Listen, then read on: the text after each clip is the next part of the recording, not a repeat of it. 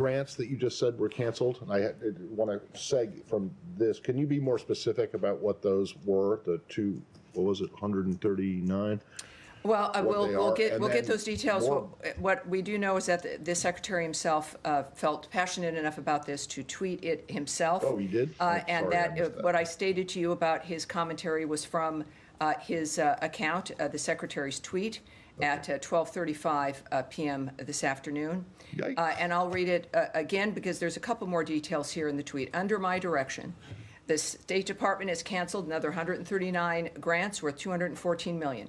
The American taxpayers should not be funding misguided programs like building the migrant domestic worker-led movement in Lebanon or get the trolls out in the United Kingdom. We are cleaning up the mess the previous administration left and rebuilding an agency that's focused on putting America first. So those are two examples that the Secretary shared. There are, because I'm a mathematician, 137 more. And I'm sure at some point we will, I believe that, I'll tell you what, let's see if we can find the full list. And we'll move ahead accordingly. So, and that just segs into the broader budget question. You saw the reports yesterday and the day before about the OMB plans for a drastic reduction in the State Department, or the Function 150 budget, which includes state and USAID. What can you tell us about that? Those? I can tell you that throughout the history of the United States, everyone has a budget plan. And everyone has ideas for budgets. And every president has a budget plan and sends it to Congress. And then Congress either accepts it or they have their own ideas, which happens more often than not.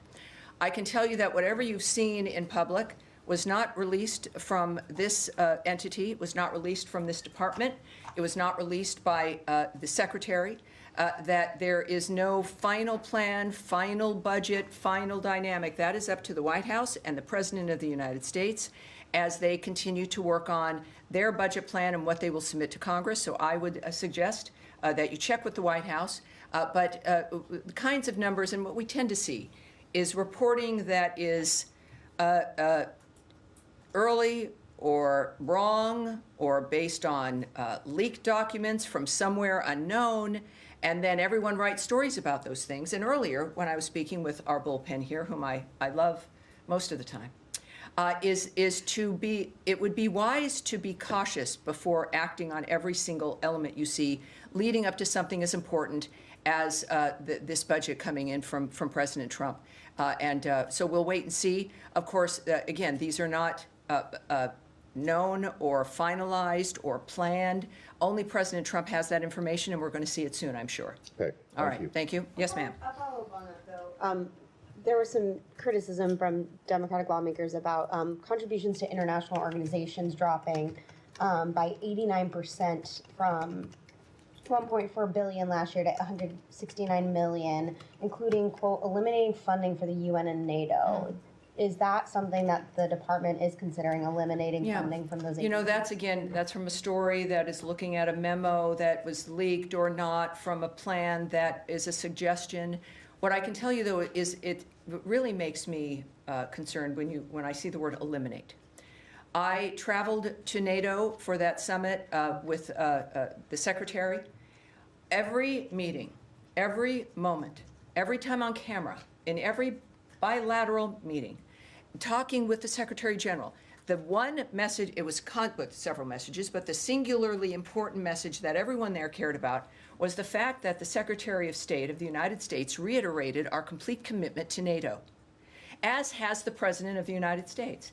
Now, what we also want in our commitment means that we want to make sure and help to make sure that the nations in NATO can actually deliver on the mission of NATO, which is to be a deterrent. It is not to help with wars or to help fight them or to fund them or to make it a little bit better as the wars are going on. NATO was meant to be a collection of entities that would stop the bad actors from doing the bad thing, because it would be very, very bad for them if they did it. And at this point, clearly, we've got nations that have got to ramp up, share the burden, increase their defense spending, not because we're meanies, but because we are committed to NATO. And NATO has to be the thing that it has been purported to be and expected to be at the beginning and wants to be. I have to tell you that there was recognition of this fact. At NATO, the number of countries increasing their budget commitment to defense, the recognition that it was an important thing, without exception. And that's where, when we think about a story about eliminating funding to NATO, couldn't be further from the truth. This is about making NATO stronger, making NATO, well, dare I say, great again. But that's where it becomes like fear-mongering and understandably upsets people.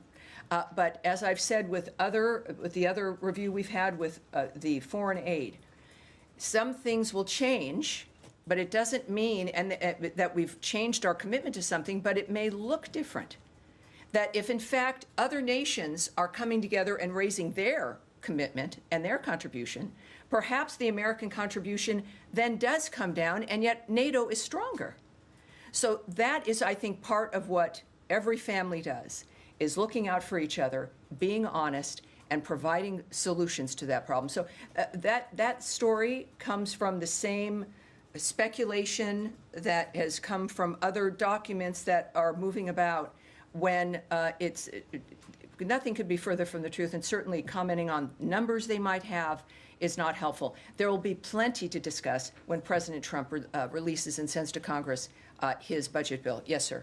Thank you.